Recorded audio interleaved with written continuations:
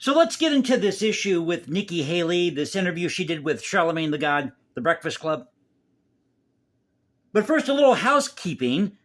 I have to say thank you to everybody who's been watching and subscribing. We just made it to 200 subscribers. Now, for me, that's a feat. Folks, I am absolutely ecstatic. I never thought I'd reach 200 subscribers here on the channel. Look, I'm just a regular guy out here. I love doing this channel. I do this for fun. But from the bottom of my heart, thank you for watching, subscribing, being a part of this thing called the Culture Confederacy. It is a great honor to bring you these videos. And it's been a real adventure. It's just been a blast. It's just been a blast. So we're going to get into the Constitution, what it says about secession, because Nikki Haley was flip-flopping on this issue. During this interview with Charlemagne the God, he asked her specifically about Texas having the right to secede over this border crisis. And she said, yeah, Texas can secede if it wants to. Then she flip-flops on Fox News and says, no, those were comments that I said years ago about something else, or something to that effect. And then in this article, talking about Nikki Haley doing this interview with Charlemagne the God, they said no state has the right to secede, not even Texas. Has no constitutional right to secede. Fox News. Yes, a state can secede if it wants to. Now, I know we had Texas versus be white. Can I get the words out of it? So we had Texas be white. Okay, we're going to get serious on this video here tonight. All right, let me take a sip of my coffee and we'll get... I think I'm just so ecstatic over 200 subscribers. I don't know what to do with myself. It's like last night's video. Okay, so I think I'm running on fumes tonight. But at any rate, pardon me, clear my throat here and let's get to this. So a state does have a right to secede because there's nothing in the Constitution that prevents it, that prohibits it. And then, of course, Fox News had to reference Antonin Scalia, who has passed away a few years ago. And he said that the Civil War resolved this issue of secession. No state can secede because of the Civil War. Well, in Texas v. White, the Supreme Court ruled that a single state couldn't secede, but states could get together by a convention and secede, let's say in the case of revolution. But Antonin Scalia is not a member of Congress. He was a Supreme Court justice. He doesn't make laws.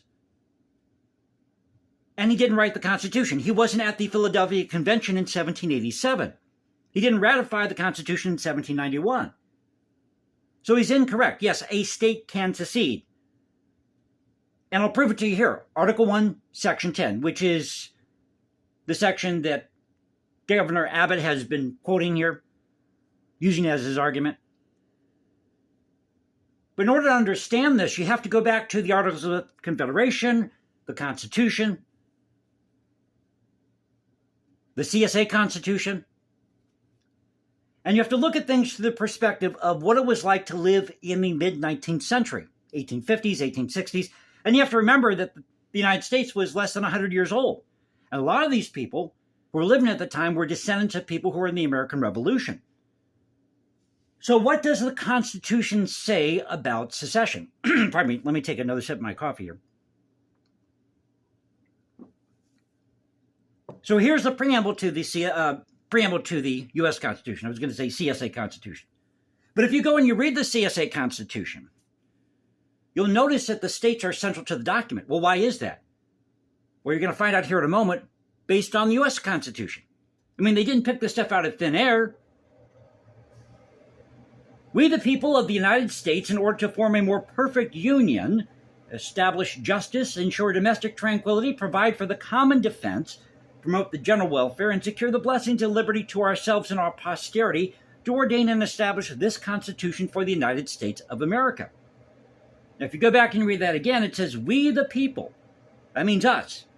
That means the people of the states, the colonists at the time, or these colonies which were becoming states, of the United States. Notice it doesn't say United States. It says United States, plural. In order to form a more perfect union, not nation, not even a confederation, but union, establish justice, ensure domestic tranquility, provide for the common defense, promote the general welfare, and secure the blessings and liberty to ourselves and our posterity, do ordain and establish this Constitution for the United States of America. And if you want proof here, that all power really comes from the people of the states, it's in Article 1, Section 1. All legislative powers herein granted shall be vested in a Congress of the United States, which shall consist of a Senate and House of Representatives. All legislative powers herein granted shall be vested in the Congress of the United States. Who is granting the power? The people of the states. The people of the states, by a convention, came up with this thing called the Constitution, a compact between the states and the federal government. They created the central government to work in the best interests of the states, settle disputes between states, protect the states from invasion. And at any time, if that compact is broken, any member of the union can leave because that compact has been broken. It's a contract. So we're going to go to Article 1, Section 8. So let me scroll down here. But it was funny to go and read this article at Fox News that talks about this, and to see Nikki Haley put her foot in her mouth again. It's unreal. And the truth is, folks, Republicans and Democrats, this might shock you, but the Democrats in the 1850s, 1860s were actually the conservatives of the time. Both Republicans and Democrats are cut from the same cloth. They're two sides of the same coin. Republicans are nothing more than 19th century progressives. They're 19th century progressives. So if you go to Article 1, Section 8, it lays out all the powers, 8, 9, and 10, lays out all the powers given to Congress, federal government, all the powers of the states. So in Article 1, Section 8, they say here that Congress has the power to lay and collect taxes, to regulate commerce, to establish post offices, establish the post office. Talks about immigration. So now we get into Section 10 of the, can't even talk tonight. It is what it is tonight, just a one-take video. We get into Section 10 of Article 1. No state shall enter into any treaty, alliance, or confederation, grant letters of marque and reprisal, coin money, emit bills of credit, make anything but gold and silver coin a tender in payment of debts, pass any bill of attainder, ex post facto law, or law impairing the obligation of contracts, or grant any title of nobility. Well, this is going to surprise you, but this idea of not impairing the right or obligation of contracts in the U.S. Constitution also has to do with contracts regarding slave labor, indentured servitude, anybody who leased out slaves or indentured servants, because that happened, anybody who did business with plantation owners. If you were in a contract with a plantation owner, you couldn't back out of that. You were obligated by that contract. You couldn't interfere with that contract. It was a legal binding document. That's what this is talking about. And for the South, the reason they mentioned slavery is for that very reason. Because they were being dinged by the North. They had all these extra taxes imposed on the plantation owners at the time. They had something called the Carriage Act from 1794 that was still in effect in the 1850s, early 1860. So it talks about how no state shall, without the consent of the Congress, lay an impost or duties on imports or exports, except what may be absolutely necessary for executing its inspection laws, etc., etc. Now we get to the part that Governor Abbott has been quoting. No state shall, without the consent of Congress, lay any duty of tonnage, keep troops or ships of war in time of peace, enter into any agreement or compact with another state, or with a foreign power, engage in war unless actually invaded, or in such imminent danger as will not admit of delay.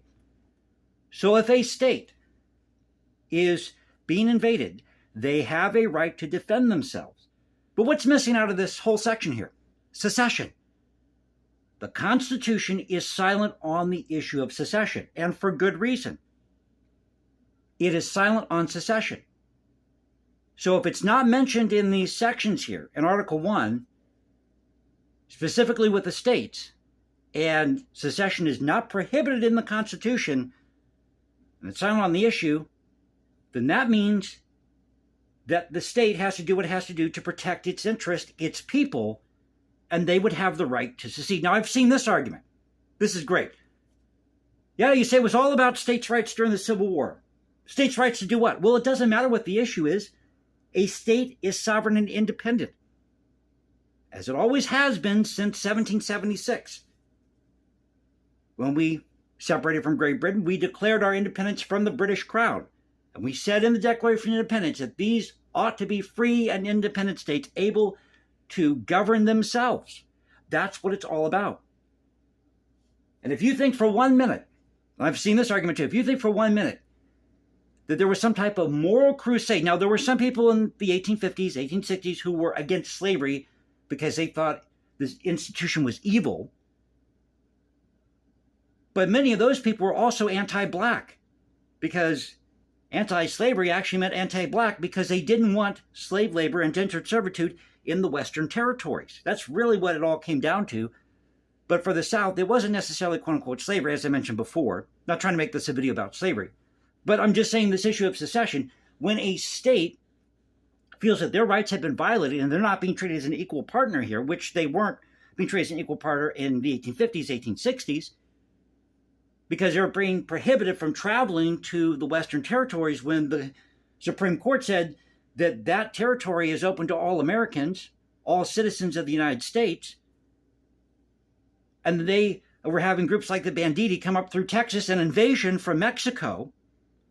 They were attacking people on the Southern Plains, and the U.S. government was turning a blind eye to it. What were these people supposed to do? You have to look at things from the perspective of what life was like in the 1850s, in 1860 for somebody. And that's our mistake. We don't look at things from that era, from what people were going through at the time. We look at it from the perspective of now, based on this idea of quote-unquote slavery. We see, and even I do that too. We look at things and we say, oh my God, slavery, we just put the blinders on. Well, that's not how you have to look at history, because if that's the case, then you can't talk about ancient Egypt or Greece or ancient Persia, which all practiced slavery. Should we take down all these monuments in Egypt, all the pyramids, because the Egyptians had slaves? I mean, think about it, folks. Think about it. But the issue here is secession. So I'm not trying to go down the rabbit hole, but the issue here is, but it just goes to show this thing is layered. And when a state feels that it is not being protected by the government that they put in place to protect their interest, their livelihood, then a state has the right to leave the union, a union of free and independent states. So I hope you enjoyed the video. Thank you for letting me stumble through this, another one-take video. Again, thank you for subscribing, being a part of this thing called the Culture Confederacy. 200 subscribers. Let's make it to 300, 400, 500, 1,000 subscribers. Hey, if I reach 500 this year, I'll be happy. So I'll catch you next time. Y'all have a great night. You can catch me at Instagram, #JasonComposes, because I write music in my spare time, or go to X, Culture Confederacy, at CultureConfed1 on X. This is the Culture Confederacy saying peace out. Catch you next time.